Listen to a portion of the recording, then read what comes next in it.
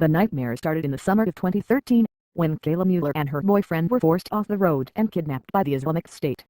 While her boyfriend was eventually released, the 26-year-old worker spent the next several months shuttling between holding cells, the children's hospital in Aleppo, an industrial area near the Turkish border, and the ISIS stronghold of Raqqa. Despite attempts to rescue her, including a failed United States raid last year, the Arizona resident, who was beloved by her family and friends and now has become a symbol of American sacrifice for the people of Syria, was killed. Fox News first learned details about Mueller's capture and captivity last fall, and, at the request of the United States officials who cited national security concerns in ongoing efforts to secure her release, agreed to hold off on reporting them. A similar request was made by a spokeswoman for the family and agreed to by Fox. Following the confirmation Tuesday of Mueller's death, Fox News can now report those details, though some specifics are still deemed too sensitive for publication. The source with first-hand knowledge of the efforts to free Western hostages from ISIS told Fox News that Mueller and her Syrian boyfriend were kidnapped after being forced off the road in August 2013. The Syrian man was eventually released. There initially was concern he may have been a plant to lure the American into a trap, but after he went back and pleaded with ISIS for Mueller's freedom, the suspicion was discarded. Between September 2013 and May 2014, the hostages were moved between Aleppo, an industrial area near the Turkish border, and Raqqa. The source said Kayla's ISIS captors were so confident in their self-described capital of Raqqa that there was limited visible security. The Western hostages were often held in groups and I may had been in the same location for at least 2 weeks. This is highly unusual because the practice is to move hostages on a regular basis to obfuscate their location.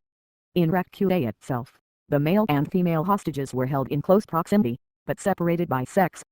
The source said Mueller was able to get a message to at least one of the Western male hostages. At the time, American James Foley was held in the group that she was not being mistreated by her captors. Mueller made the same statement in a 2014 letter released Tuesday by her family. By late May, specific intelligence had emerged on the hostages' likely location, including a building. Sources say the intelligence was described to Fox News as strong, specific and perishable, but the White House did not sign off on the rescue operation until much later.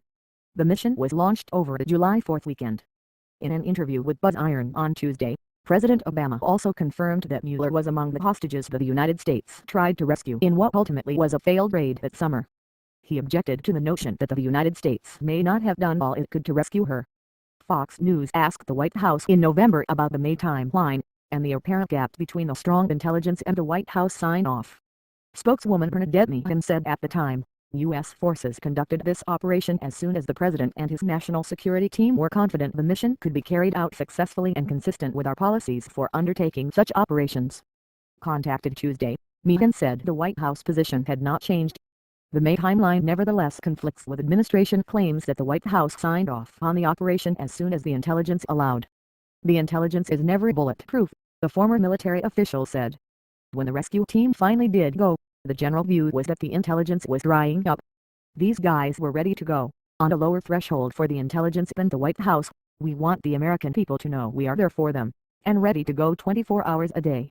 Catherine Herridge is an award-winning chief intelligence correspondent for Fox News Channel FNC based in Washington, D.C. She covers intelligence, the Justice Department and the Department of Homeland Security. Herridge joined FNC in 1996 as a London-based correspondent.